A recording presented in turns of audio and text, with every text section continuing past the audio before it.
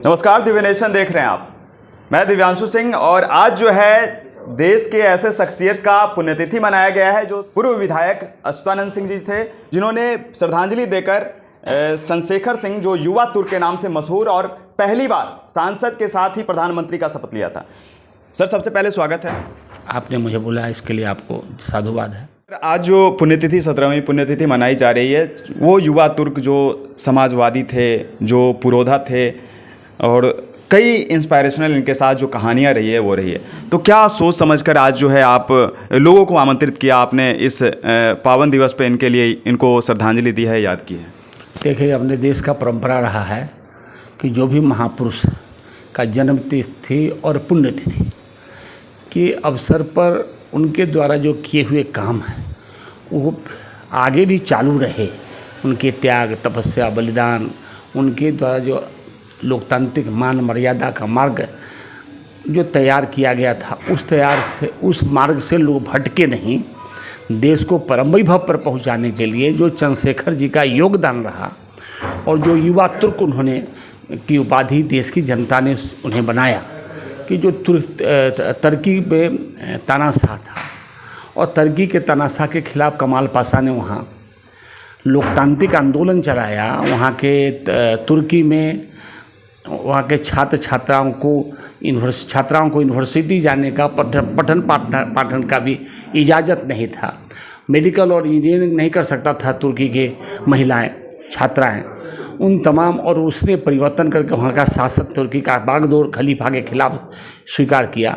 उसी प्रकार से कांग्रेस में रहते हुए भी चंद्रशेखर जी ने जो समाजवादी मान्यता है उसके खिलाफ कांग्रेस के आला कमान के खिलाफ इनकलाब करते रहे और फिर समाजवादी दल का ने अपना पार्टी भी बनाया।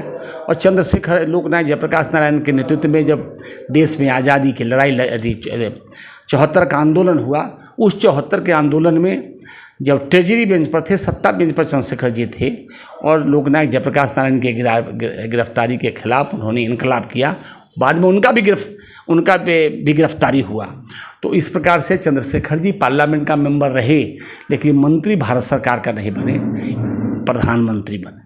चलिए, आपका जो अनुभव रहा है राजनीति में, बहुत लंबे अरसों से रहा है, तो आप उन नेता को जो अब नहीं है हम लोगों के बीच में, उनको किस तरह से प्रेरणा स्रोत मानते हैं और क्या कुछ कमी अभी के राजनीति में आती है?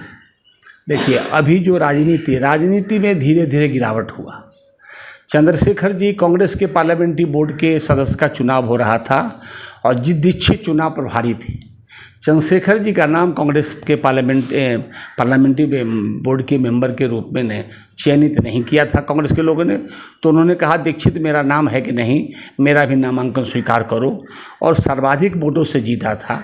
वो परंपरा देश की राजनीति में धूल दूषित हो रहा है। अब देश में प्रधानमंत्री बनने की योग्यता नहीं है और वो देश भर में राजनीतिक संगठन भी नहीं है, लेकिन उसके कार्यकर्ता नारा लगाते हैं, हमारा नेता पर कैसा हो तो प्रधानमंत्री जैसा हो, हमारा नेता एक असेंबली का मेंबर नहीं तो मुख्यमंत्री बन रहा, एक पार्लियामेंट का मेंबर नहीं तो प्रधानमंत्री बन रहा। इस प्रकार के जो चमचागिरी का परंपरा विकसित हो रहा है, ये दुर्भाग्यपूर्ण है। और चंद्रशेखर जी के आज 17वीं पुण्यतिथि पर बिहार की और देश की जनता से ये अपील करना चाहते हैं कि जिस प्रकार से लोकतांत्रिक मान्यताओं का देश में गिरावट हो रहा है, सत्ता पक्ष लोकतंत्र के बुनियाद पर हमला कर रहा है और विपक्ष उसका प्रतिकार करने में सक्षम नहीं है, वैसी स्थिति में एक शख्सियत चंद्रशेखर जी देश के राजनीति में रहे हैं जो सत्ता और विपक्ष की चिंता किए बगैर अकेले वन मैन पार्लियामेंट थे, योद्धा पार्लियामेंट का अकेले पे अपने पार्टी का मेंबर थे, लेकिन योद्धा थे, उनके सामने कोई बोलने का हिम्मत नहीं करता था। इस परंपरा को राजनीति में आगे बढ़ाया जाएगा, तभी देश के अंदर लोकतंत्र बचेगा, समाजवाद बचेगा, धर्मनिरपेक्षता बचेगा और लोकतंत्र का आत्मा बचेगा। अच्छा, आप जहाँ से हैं वो लोकतंत्र की जननी रही है वो जगह, वैशाली, और उस जगह से जो है आपने कुछ प्रेरणा लिया हो। जैसे आज के दौर की बात करें तो लोकतंत्र जो है वास्तविक में वो लोकतंत्र रह गया है? नहीं। लोकतांत्रिक प्रवृत्ति लोगों को, हम इतना दिन गुलाम रहे हैं विदेशियों का, अंग्रेज़ों का, कि हमारे जेहन में, हमारे खून में लोकतांत्रिक परंपरा नहीं है। जैसे ही अपना से मजबूत आदमी को देखता है लोग और वो भ्रष्ट है, बेईमान है, और उसकी चमचागिरी करने लगता है। और जहाँ हम जो लोकतंत्र, जहाँ हमारा वैशाली घर है, वैशाली लोकतंत्र की जननी थी। वहीं से दुनिया में लोकतंत्र का पाठ पढ़ाया गया था। लेकिन वहाँ तो अपराधी को और अति में क्या नाम, अपराधी सरगना को और भ्रष्टाचारियों को लोग टिकट देता है, चाहे सत्ता पक्ष हो या विपक्ष हो। रघुवंश बाबू जैसे लोगों को एक अपराधी हरा दिया वहाँ। आज के दौर के जो राजनीतिक हैं उनको क्या कहना चाहेंगे, किस तरह से इनसे प्रेरणा लेनी चाहिए, किस तरह से आगे बढ़ना चाहिए?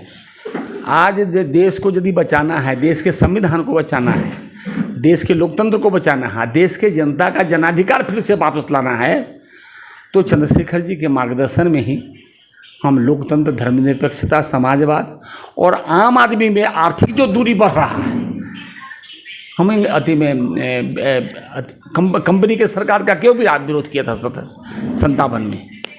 हम 42 में ईस्ट इंडिया कंपनी का, ये अंग्रेज के क्राउन का सत्ता का क्यों विरोध किया था? इसलिए विरोध किया था कि हमारा शोषण नहीं हो। लेकिन आज जो 4257 की स्थिति है, उससे भी ज़्यादा भयावह स्थिति है।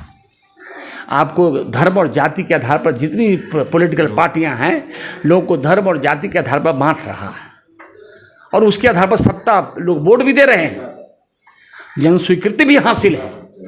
उसको आखिरी प्रश्न होगा, इतना गट्स जो है राजनीति में रहने वाले लोगों की नहीं होती जो खुलेआम बोल दे मीडिया के सामने, तो आप इस तरह से धर्मवाद, राजनीति, जातिवाद पर कैसे खुलकर बोल पा रहे हैं? इसलिए बोल रहे हैं कि हमको चंद्रशेखर जी से सीख मिला है, और हम अति में राजनीति में सत्ता के लिए नहीं आए, व्यवस्था परिवर्तन के लिए आए, लोगों का जनाधिकार मिले। आज भी वंचित समाज आज भी वंचित ही है। बाबा साहब भीमराव अम्बेडकर का नाम ले रहा है, लेकिन बाबा साहब भीमराव अम्बेडकर ने जो वंचित समाज को पैगाम दिया, चंद्रशेखर जी ने जो पैगाम दिया, बीपी सिंह ने जो पैगाम दिया, गांधी जी ने जो पैगाम दिया, वो किसी को कोई अमली जमा पहनाया क्या? पंडित जवाहरलाल नेहरू की सरकार थी तो देश के वंचित समाज के लोगों को अमली जमा पहनाने का कोशिश किया, लेकिन उसमें भी मिश्रित अर्थव्यवस्था था। कुछ काम प्राइवेट सेक्टर करेगा, कुछ काम पब्लिक सेक्टर करेगा, वहीं से गड़बड़ी पैदा हो गया। अब तो पब्लिक सेक्टर साफ गायब है, सारे काम नरेंद्र मोदी के नेतृत्व में प्राइवेट सेक्टर को दिया जा रहा है। मोरारजी देसाई का सरकार बना था जिस समय चंद्रशेखर जी जनता पार्टी का अध्यक्ष थे। मोरारजी देसाई ने कहा था कि एक व्यक्ति को यदि 1 रुपया है तो दूसरे व्यक्ति को 1.5 रुपया होना चाहिए। लेकिन एक व्यक्ति एक दिन में 42 रुपया कमाता है, दूसरे व्यक्ति 1557 करोड़ और 1762 करोड़ रुपया कमा रहा है, प्रत्येक दिन आमदनी कर रहा है। ये लोकतंत्र नहीं है।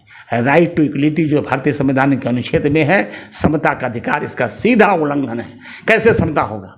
जो 1700-1800 करोड़ रुपया एक दिन कमाता है, हमको 42 रुपया भी नहीं मिल रहा है।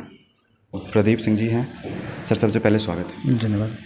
जो यह 17वीं पुण्यतिथि पर आप लोगों ने जो आयोजन किया है, इसका उद्देश्य क्या है आगे के युवाओं को, या फिर आप जिस तरह से युवा प्रखरता के साथ आप जो इस मुहिम को चला रहे हैं, आगे बढ़ रहे हैं, तो इसको क्या उद्देश्य होगा, क्या इंस्पायर्ड करना चाहेंगे लोग? देखिए, चंद्रशेखर जी की 17वीं पुण्यतिथि है। इस पर सबसे पहले मैं चंद्रशेखर जी को श्रद्धांजलि अर्पित करता हूँ।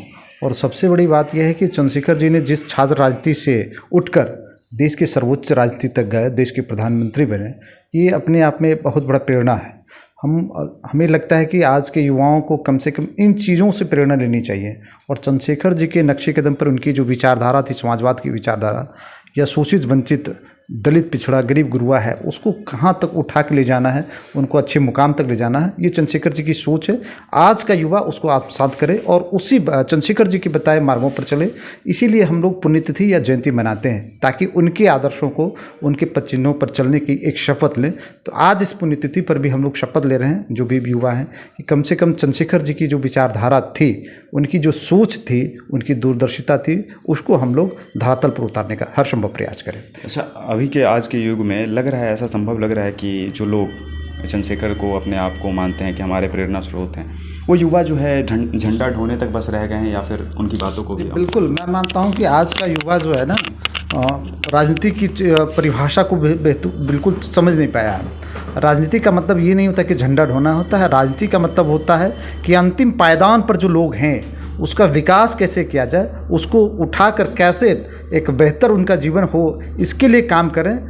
ये युवा कहीं न कहीं अपने रास्ते से भटक गए हैं। युवाओं का पहला काम होता है कि जो समाज में दबे कुचले शोषित वंचित लोग हैं उसको हम लोग मुख्य धारा में लाएं, और मुख्य धारा में लाएंगे तभी हम कह सकते हैं कि हम एक राजनेता हैं। राजनेता का मतलब ये नहीं होता कि कुर्सी हासिल करना। राजनेता का मतलब होता है कि समाज के लोगों को मुख्य धारा में लाना है, समाज के दबे कुचले जो लोग हैं उसको ऊपर उठाना है। सिर्फ कुर्सी तक सीमित नहीं रहना है, और जब तक हम कुर्सी तक सीमित रहेंगे, हमारी सोच रहेगी, हम आगे नहीं बढ़ पाएंगे। स्वाभाविक है जी, आज तक जितने भी राजनेता इस देश में ऊंचाई तक गए हैं उन्होंने गरीब गुरुओं को की आवाज़ बनने का प्रयास किया है। इसके उदाहरण चंद्रशेखर जी भी रहे।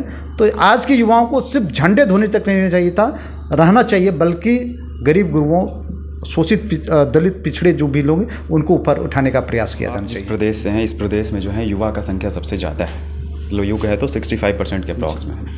और यहाँ के यूथ जो हैं दिग्भ्रमित हो रहे हैं, या पूरे देश की बात करें तो पूरे देश के यूथ जो हैं दिग्भ्रमित हो रहे हैं। तो उसका दिग्भ्रमित होने का सबसे बड़ा कारण क्या है, या कौन सी राजनीतिक पार्टियाँ हैं जो इस तरह की दिग्भ्रमित करने में सफल हो रही है? देखिए, देश में अभी जो बात हो रही थी कि 2 वर्षों तक देश गुलाम रहा, तो कहीं ना कहीं वो गुलामी मानसिकता जो है ना अभी भी लोगों के दिलों में है। और आज भी कुछ युवा, मैं ये नहीं कहता हूँ कि 100% हैं, लेकिन कुछ युवा उसी तबके से आते हैं। आज भी उनकी सोच वही जो अभी बात हुई थी, झंडे उठाने वाली बात है, झोला ढोने वाली बात है, यहीं तक सीमित है। उनको वास्तविक तौर पर अपनी सोच को बदलना पड़ेगा, और जब तक हम सोच नहीं बदलेंगे हम कुछ नहीं कर सकते हैं। तो हमें लगता है कि अगर हम जो हमारे आदर्श हैं, वो चंद्रशेखर जी हों चाहे रघुवंश बाबू हों, ऐसे बहुत सारे हमारे जो हुए उनकी पदचिन्हों पर चलने का प्रयास करें युवा, उसको समझने का, आत्मसात करने का प्रयास करें, तो हमें लगता है कि गुलामी की मानसिकता से बाहर निकल पाएंगे। और तब इस राज्य के लिए, जिस बिहार को हम लोग जानते हैं, आज बिहार में जो सबसे ज़्यादा समस्या, सबसे बड़ी समस्या पलायन की है, वो समस्या से निजात पाएंगे। और सरकार को भी इस पर पहल करनी चाहिए। वर्तमान में जो सरकार है बिहार में, उसको भी जो मुख्य समस्या है बिहार पे, उस पर काम करना चाहिए। सकारात्मकता दिखेगी युवाओं में तो स्वाभाविक है युवाओं का झुकाव सरकार की तरफ होगा, राजनीति की तरफ होगा, और युवा कुछ ना कुछ बेहतर कर पाएंगे। बहुत बहुत धन्यवाद।